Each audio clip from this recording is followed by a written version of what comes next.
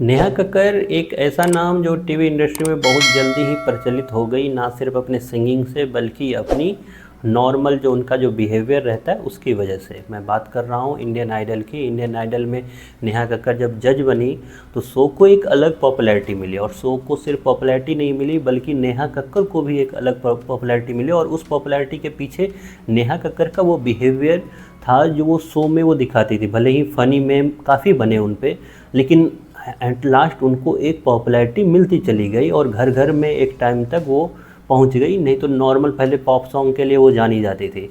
अब नेहा कक्कर फिर से न्यूज़ में एक बार फिर से आ चुकी है, और इस बार न्यूज़ में आने की वजह सिमिलर है लेकिन डिफरेंट है।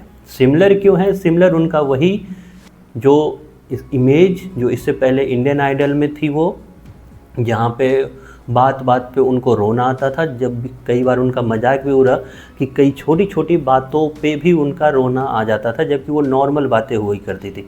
अब फिर से उनको रोना आया है, लेकिन इस बार वो इंडियन आइडल के पार्ट नहीं है, इंडियन आइडल के स्टेज पे नहीं।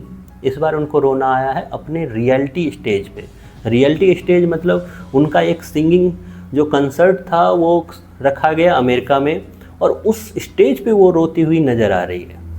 जब इसकी खोजबीन हुई और इस न्यूज़ को और तरीके से खंगाला गया तो पाया गया सच में नेहा कक्कर वहाँ पे फूट फूट कर रोती हुई नज़र आई, और जिसका वजह जब आप सुनेंगे तो उसके पीछे भी आप लोग को जानकर हैरानी होगी। हुआ यूँ कि नेहा कक्कर का एक जो म्यूजिक कंसर्ट था वो अमेरिका में रखा जाता है और नेहा कक्कर वहाँ पहुँचती भी है, लेकिन जब सिंगिंग कॉन्सर्ट तक पहुंचना होता है तो नेहा कक्कर को वहाँ पे पहुंचने में 1 घंटे नहीं, 2 घंटे नहीं, टोटल 3 घंटे से भी ज़्यादा लग जाते हैं। और नेहा कक्कर जब फाइनली वहाँ पहुँचती है तो उनका ज़बरदस्त वहाँ पे विरोध होता है, और ज़बरदस्त विरोध होने का वजह भी साफ साफ नेहा खुद ही थी, क्योंकि नेहा कक्कर वहाँ लेट पहुँची थी। अब ये इंडिया तो है नहीं जहाँ पे आप लेट भी पहुँचोगे तो आपको पूजा जाएगा, लेकिन ये क्योंकि अमेरिका था तो वहाँ पे जितने भी लोग आए उन्होंने चिल्ला चिल्ला कर यही सामने सुनाया नेहा कक्कर को कि हमारा टाइम बर्बाद हुआ, आप इतना लेट नहीं आ सकते, ये वो। और फाइनली जब वो वहाँ पहुँची भी तो वहाँ उन्होंने बस 1 घंटे का शो किया और देन उसके बाद वो चली गई, जिसके बाद पब्लिक में और ज़्यादा गुस्सा देखने को मिला। और यही जब वो जाने लगी तो उसके बीच में जब शोर मचा और पब्लिक के द्वारा जब उनको बार बार बोला जाने लगा, उनके रोने पे भी कमेंट किए गए, तो उसमें उनका रोना और ज़्यादा निकला। पब्लिक के द्वारा यही कहना था कि ये फेक क्राइंग है और आप इस तरीके से एटीट्यूड और ईगोइस्टिक पर्सन हो, इतना लेट नहीं आ सकते हो, हमारा भी टाइम है, हमारे टाइम की भी वैल्यू है।